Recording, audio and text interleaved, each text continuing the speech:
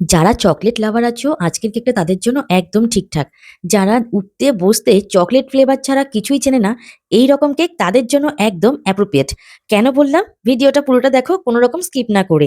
অনেকেই আমাকে জিজ্ঞাসা করো, "দিদি তোমার কোন ফ্লেভারটা পছন্দ? সেই ফ্লেভারের কেকটা বানিয়ে দাও।" আমার কাছে যদি শুনতে চাও, চকলেটটা আমার মোটামুটি লাগে। আমার সবথেকে বেশি পছন্দের ফ্লেভারটা হচ্ছে হোয়াইট চকলেট। মানে আমি বলতে চাইছি আমার ডার্ক চকোলেটের থেকে হোয়াইট চকোলেটটা বেশি পছন্দ। তো এই চকোলেট ফ্লেভারের কেক যদি আমার মাকে টেস্ট করানো হয়, আমার মা তো বলে তার নাকি ভালো লাগে না। আমার মায়ের আবার বাটারস্কচ ফ্লেভার পছন্দ। তো একেকটা মানুষের পছন্দ একেক রকম। যাই হোক, এই কেকটার কথা একটু বলি। এই কেকটা ছিল ১ পাউন্ডের, তবে সেটা ১ পাউন্ডের থেকে একটু বেশি হয়ে গেছিল। কেকের ছবি দেখলে অনেক সময় বোঝা যায় না যে সেটা কত পাউন্ডের কেক। তবে এইটার মধ্যে চকলেট গানাশ পড়েছে, এটার মধ্যে চকো চিপস পড়েছে, ডবল ট্রিপল লেয়ার হয়েছে চকলেটের। তার জন্য এর ওয়েটটা ছোট্টর মধ্যে হলেও অনেকটা বেড়ে গেছে। কেকটা অর্ডার করেছিল পাড়ার এক ভাই।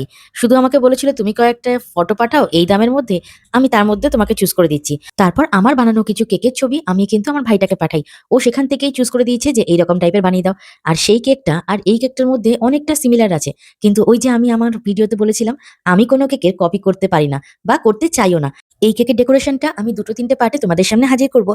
ফাইনাল ডেকোরেশনটা দেখলে তোমরাই তখন বলবে যে, "হ্যাঁ দিদি, এই ডেকোরেশনটা তো আগেও তুমি আমাদের সাথে শেয়ার করেছ।" দেখা হবে খুব তাড়াতাড়ি নেক্সট ভিডিওতে। ভালো থেকো। হর হর মহাদেব।